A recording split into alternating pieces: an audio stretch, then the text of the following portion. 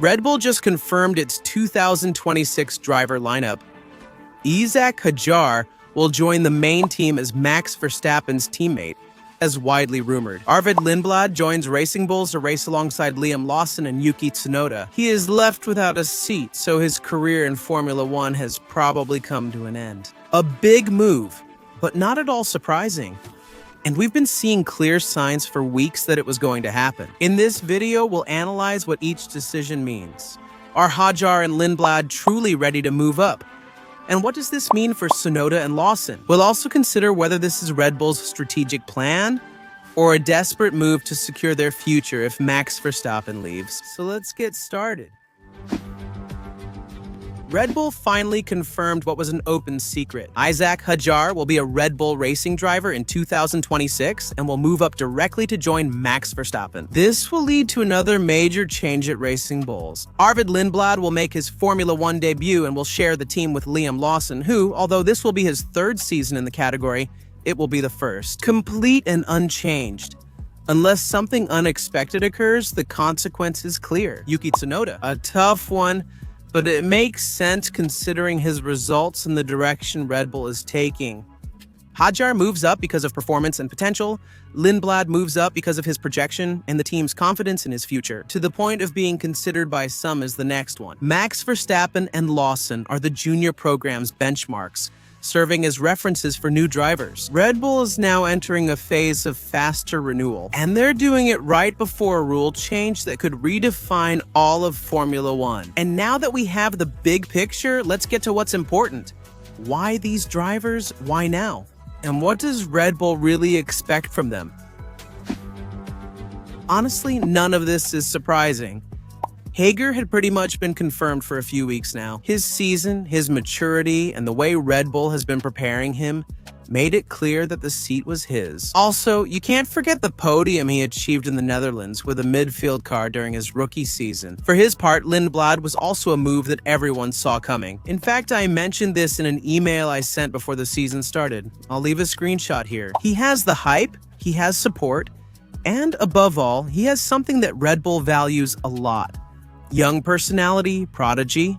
That's the kind of profile they want to shape from early on. And on the other side is his spot. His seat for 2026 at Red Bull, it was impossible to justify. His results in the main team were inconsistent, and most of the time they were bad. On the other hand, in so many seasons, he wasn't able to establish himself as a leader at Racing Bulls. And in the end, he also didn't prove to be better than Lawson or Hadjar. His departure is not a shock.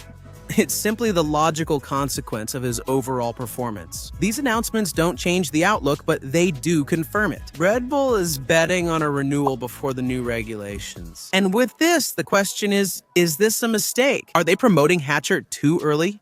Will they end up destroying the career of one of their young talents again? Let's see. Does Isack Hadjar have any chance against Max Verstappen? The short answer is no, but at least he has a better chance than any other driver who has taken that seat in recent years. And the reason is simple, the rule change. In 2026, everyone starts from scratch. The car won't be shaped to Max's style like it has been since 2021 onwards. Hadjar won't have to adapt to a monster designed exclusively for Verstappen's hands, at least not from the start.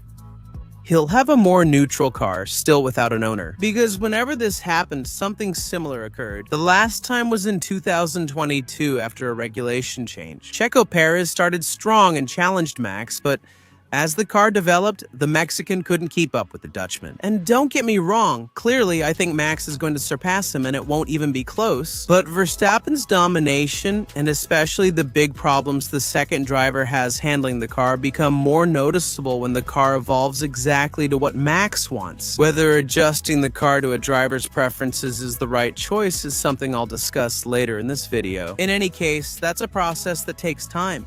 And that's where Hadjar has his chance. It's much easier to drive a completely new car that hasn't been shaped by 3 years of development yet. What happened to Lawson and Tsunoda, both four-time champions? Maybe these comments won't age well, and Hadjar qualifies 18th, 19th, or 20th, similar to Lawson at the season's start. But if there's a year when someone can surprise us, it's this one. And every time Red Bull brings up a young driver, the same criticism appears. They're promoting him too quickly, he's not ready. But if we look at the last few years, this theory doesn't have much support. When they brought up an experienced driver, it didn't work either. Checo came in with more than 10 years in Formula One with experience and even a victory. And still, his time with Red Bull ended in the worst possible way. On the other hand, Yuki Tsunoda, even though he didn't have the same experience as Checo, did have plenty of preparation time. He spent years in Racing Bulls, the team most similar to Red Bull, where he gained experience. And even so, when he had the opportunity, he couldn't establish himself as a driver for the main team. Also, the Red Bull system has always been like that. They move up quickly. Do they work or not? And they move on. And there's a key point that I already mentioned, but it changes everything. The new regulations make the concept of too soon irrelevant. One more year at Racing Bulls would have given Hadjar a real advantage. In 2026, the car will be entirely different, so learning in an old car is pointless with new regulations. In that context, Red Bull prefers that Hadjar learns from the inside, grows with the car from day one, and receives direct feedback from Max Verstappen. That's why the logic is different this time. The risk of promoting him early is much lower than the risk of leaving him out and losing a year of learning in the main project. And from Red Bull's point of view, does it make sense? With these changes, everyone ends up benefiting except for one person, Yuki Tsunoda. So, let's talk about him. Yuki Tsunoda's situation is more complicated than it seems. It's not just about performance, because there were also team decisions that put him at a disadvantage. Right from the start, he lacked real continuity. Red Bull began the season with Lawson, but when that didn't go as planned, they promoted Tsunoda without preseason or preparation. And that, for any driver, especially with the Red Bull car, is an impossible scenario. Despite that, Yuki never showed a level that justified staying.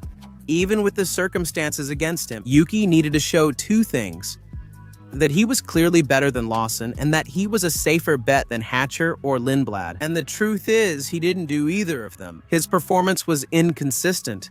His strong moments weren't enough to make up for his weak weekends, which were most of them. And he never managed to build the narrative of, "I'm the chosen one." The biggest problem wasn't a specific mistake, but rather the lack of growth. Meanwhile, after his initial disaster, Lawson showed consistency once he adapted to the Racing Bulls car, and Hadjar demonstrated spectacular growth, even achieving a podium. And Lindblad continued his development in the fully supported Young Drivers program. And although Lindblad's case may be questionable, I'll talk more about it later. But then, can Yuki return to Formula One? I see it as difficult, very difficult. Not because of a lack of talent, but because he lost his spot without a solid reason to get it back. Too many young drivers are rising through the lower categories. And in Formula One, leaving without momentum almost always means you never return. Now, he will be a reserve driver for both teams. I see his future more like Antonio Giovinazzi, who never returned, than Bottas, who will be back on the grid in 2026. Either way, Red Bull needed to make a cut, and Yuki Tsunoda ended up being the one.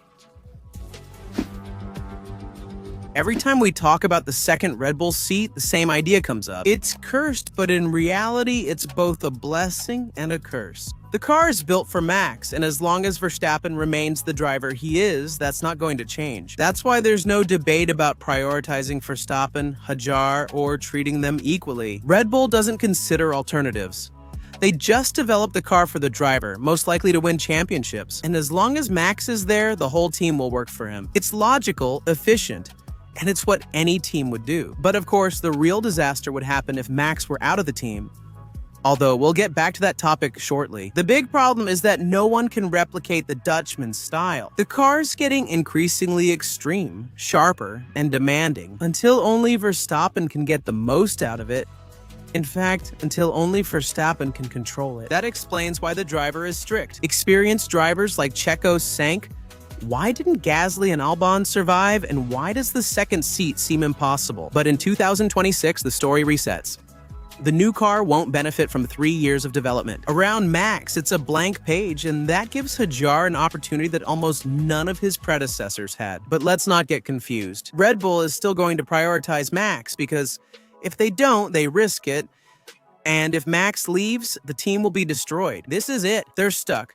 Prioritizing Max hurts his teammate, but not prioritizing him risks Max leaving. In that situation, Red Bull will always favor Verstappen, so Hadjar's equality will just be on paper. In reality, he'll have to adapt, learn quickly, and survive.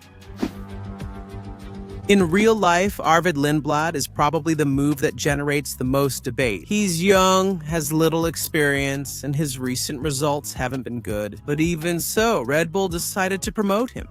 Although if we look at the context, the decision makes more sense than it seems. His last races in Formula 2 weren't good, with inconsistent results and a weak end to the season. Nothing indicates I'm ready for Formula 1, and that's what makes it interesting. Numbers don't tell the whole story. And Red Bull doesn't evaluate a driver just by the standings. Also, this year we already saw what happened with Antonelli and Berman after a disastrous Formula 2 season. Similarly, the teams promoted them, and this year they've done exceptionally well. And yes, you could argue that Antonelli maybe hasn't had a perfect year, but considering it's been his rookie year, he's performed really well. In addition to this, the tests that Lindblad had in Formula were key in Mexico. In his second appearance in a top category car, he finished 6th in a session where he beat Yuki Tsunoda. He made no mistakes, stayed calm under pressure, and did nothing to raise doubts. The team also fits perfectly with his philosophy. They want young, moldable, ambitious talent that isn't afraid to make mistakes. And if you've seen any of Lindblad's races in the lower categories, you know he fits the profile. On the other hand, even though many analysts paint him as the new Verstappen, he doesn't have to be. He just needs to be solid enough to learn at the pace Red Bull demands, and fast enough to push Lawson so they can compare both of them. And that's one of the reasons why they're bringing him up, to speed up the filtering process of the junior program. In a year without a regulation change, this move could be irresponsible. But in 2026, when everyone starts from scratch, it's the perfect scenario to see if Lindblad can be the future of Red Bull or just a failed project. Liam Lawson is perhaps the most interesting driver in this whole movement. It's not about the announcement, but what it means for his career. For the first time since joining Formula 1, he'll have something new. Stability. His career in Formula 1 has been chaotic. He made his debut as an emergency, was switched to another team, promoted, then demoted, and then relocated. Anyway, Red Bull used him as a wild card whenever needed. Even putting aside his first 2 races with Red Bull, he always delivered. Now, finally, he has a full season to show who he is. But his mission is very clear. He has to beat Lindblad, and not by a little, he has to win convincingly. Because Lawson is no longer competing to move up to Red Bull, that path is closed. Today, he's competing for something much more important. To leave the Red Bull system with enough credibility for another team to want to sign him. Gasly did it, Albon did it, and now Liam Lawson has to do it, if he wants to have a future in the category. If he beats Lindblad decisively, several teams may notice him. On the other hand, if he doesn't, he'll be stuck in Red Bull's B team, or even out of it if another young talent appears. For Lawson, this isn't just another year, it's the year that could define his career. In any case, this driver change is yet another reason why 2026 will be so exciting and so much to look forward to. And to make sure you don't miss anything that's coming, subscribe and stay tuned for all the upcoming videos. See you next time.